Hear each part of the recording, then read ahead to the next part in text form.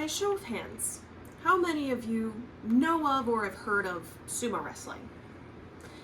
Now, keep your hand up if you've actually watched a full match of sumo wrestling. See, I bet a lot of you put your hand down for that second question. That gap is why I want to talk to you today. Most people think sumo wrestling is just two large men in loincloths shoving each other around. Now, this isn't incorrect, but it's only a surface level understanding. Fewer people know that sumo is actually a real sport with rules, rankings, and nearly year-round training to be able to compete in the sport. Recently, we've seen plenty of foreign sports gain massive followings, with soccer and the World Cup this year, and Formula One racing skyrocketing in popularity. Foreign sports are no longer a niche interest. I personally found my interest in sumo wrestling by watching tournament footage. Then I went on to documentaries to learn more about the sport and what's really behind it.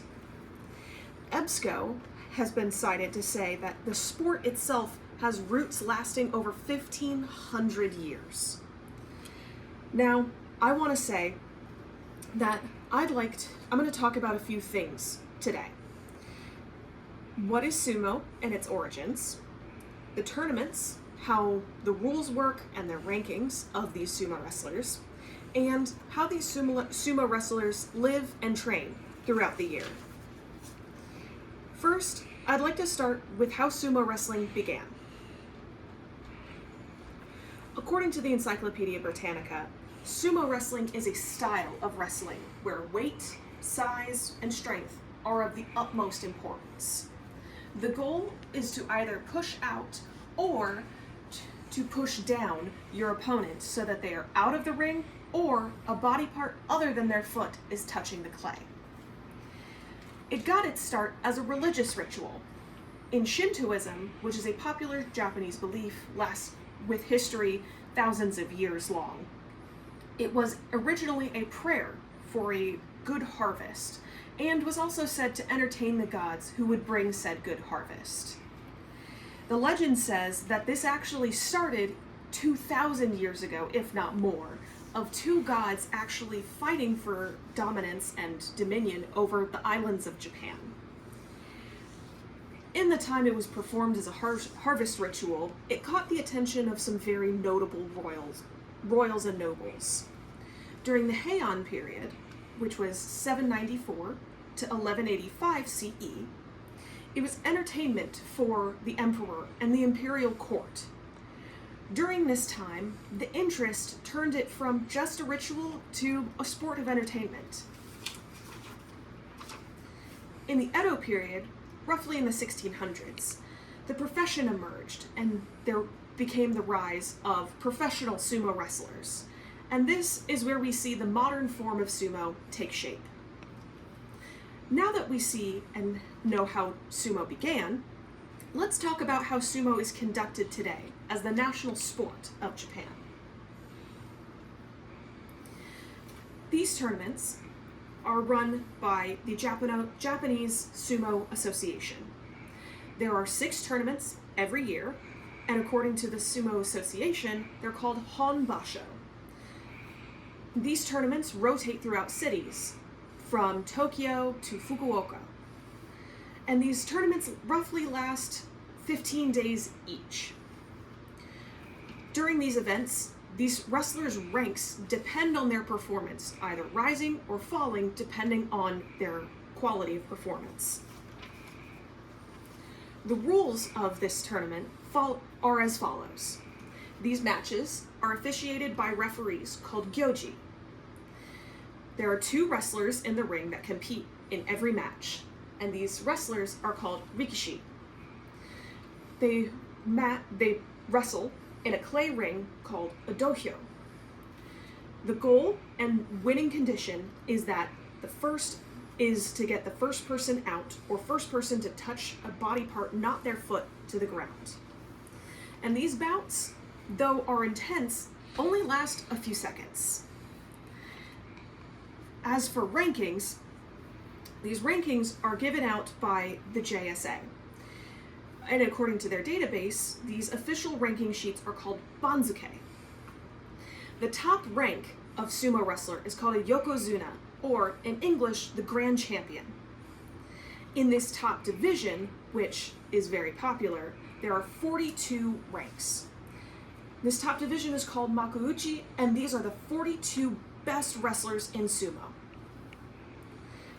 These matches get all the cameras and all of the crowds attending to watch. Third, because of these frequency of tournaments, I'd like to share how the athletes train and live day to day to be able to compete in this very athletically and physically demanding sport. In their day-to-day lives, the sumo wrestlers live in what are called stables. These are like dojos where they don't really go home. This is their show. This is their home. When they finish the tournaments, they don't show up and head back to their own private residence. They head back and live and train every day with other rikishi. They live full-time here at these, which the JSA has put out as being called stables, or heya. Their routines and daily schedules are dictated by the hour, and the activity order of the wrestlers is dependent on rank. They wake up before dawn. They are having trainings before they ever eat any food. And the juniors, or lower ranks, and younger wrestlers will do chores and cook for the other wrestlers and to keep house around the stable.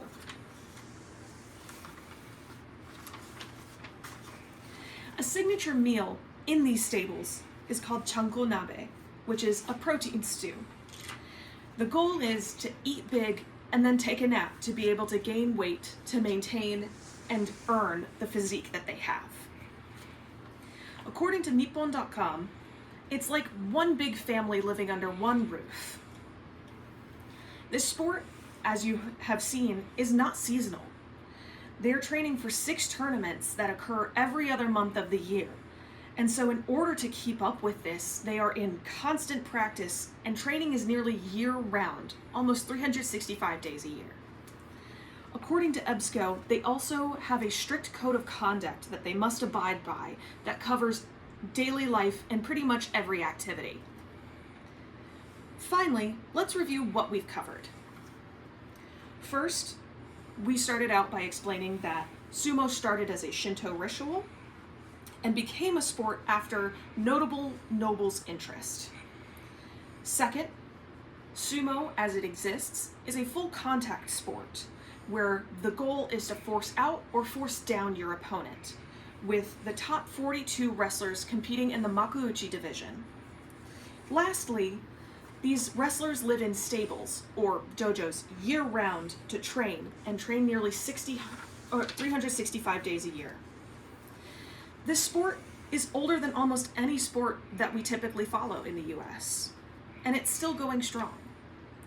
I hope that by sharing this, more people know about sumo and see sumo as a real, interesting, and dedicated sport, and how interesting it can be. Thank you for listening.